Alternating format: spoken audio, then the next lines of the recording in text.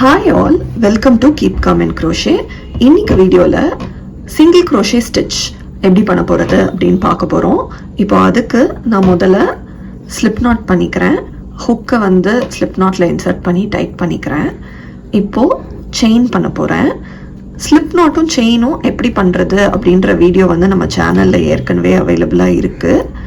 நீங்கள் வந்து நம்ம சேனலில் அதை எப்படி பண்ணுறதுன்னு பார்க்கலாம். உங்களுக்கு ஸ்லிப் நாட்டும் செயினும் எப்படி பண்ணுறது அப்படின்னு தெரியலன்னா நீங்கள் அதை பார்த்துட்டு இந்த வீடியோ நீங்கள் பார்த்தீங்கன்னா உங்களுக்கு சிங்கிள் க்ரோஷே ஈஸியாக இருக்கும் பண்ணுறதுக்கு. இப்போ பார்த்தீங்கன்னா நான் செயின் பண்ணியிருக்கேன்.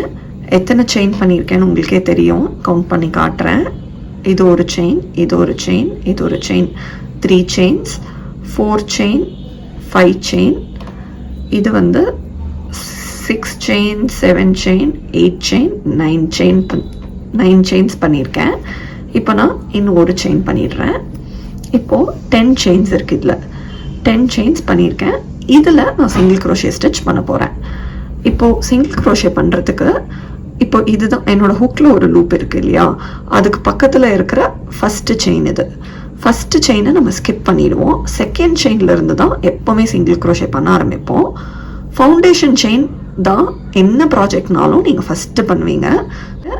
Slip not and foundation chain பண்ணிவிட்டு அந்த ஃபவுண்டேஷன் செயினில் தான் நீங்கள் எல்லா ஸ்டிச்சும் போடுவீங்க. ஸோ இப்போது உங்கள் ஹுக்லேருந்து செகண்ட் லூப்குள்ளே நான் இன்சர்ட் பண்ணுறேன். ஹுக்லேருந்து செகண்ட் செயின்குள்ளே நான் இன்சர்ட் பண்ணிவிட்டு ஒரு தடவை இப்படி சுற்றுறேன். அதை யானோவர்னு சொல்லுவாங்க. யானோவர் பண்ணிவிட்டு புல் பண்ணுறேன். யானோவர் பண்ணி புல் பண்ணிட்டேன்னா எனக்கு 2 லூப் இருக்கும் ஹுக்கில். யானோவர் பண்ணி மறுபடியும் 2 லூப்பையும் புல் பண்ணுறேன். இதுதான் சிங்கிள் க்ரோஷே ஸ்டிச். இப்போது நான் அதே மாதிரி அடுத்த லூப்குள்ளே இன்சர்ட் பண்ண போகிறேன். அடுத்த லூப்குள்ளே நான் இன்சர்ட் பண்ணிவிட்டு யானோவர் பண்ணி புல் பண்ணுறேன். 2 லூப் இருக்குது. மறுபடியும் யானோவர் பண்ணி அந்த 2 லூப்குள்ளேயும் புல் பண்ணுறேன்.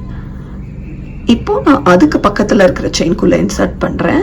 யானோவர் பண்ணி புல் பண்ணுறேன். 2 லூப் இருக்குது. யானோவர் பண்ணி 2 லூப்குள்ளேயும் புல் பண்ணுறேன். இப்போது அதுக்கு பக்கத்து லூப்பில் புல் பண்ணுறேன். யானோவர் பண்ணிவிட்டு 2 லூப்குள்ளேயுமே புல் பண்ணிட்டேன். இதுதான் சிங்கிள் க்ரோஷே ஸ்டிச். ஃபஸ்ட்டு அந்த செயினில் நான் இன்சர்ட் பண்ணுறேன். இப்படி சுற்றிட்டு யானோவர் பண்ணி இழுக்கிறேன். 2 லூப் இருக்குது. மறுபடியும் யானோவர் பண்ணிவிட்டு 2 லூப்குள்ளேயும் புல் பண்ணுறேன். இப்போ இதே மாதிரி நம்ம பக்கத்தில் இருக்கிற எல்லா செயின்குள்ளேயுமே பண்ண போகிறோம். இந்த ரோவோட எண்ட் வர வரைக்கும். யானோவர் அப்படின்றது ஒன்றும் இல்லை, இதை இப்படி சுற்றுறது தான் யானோவர். இப்போ அடுத்த லூப்குள்ளே விட போகிறோம்.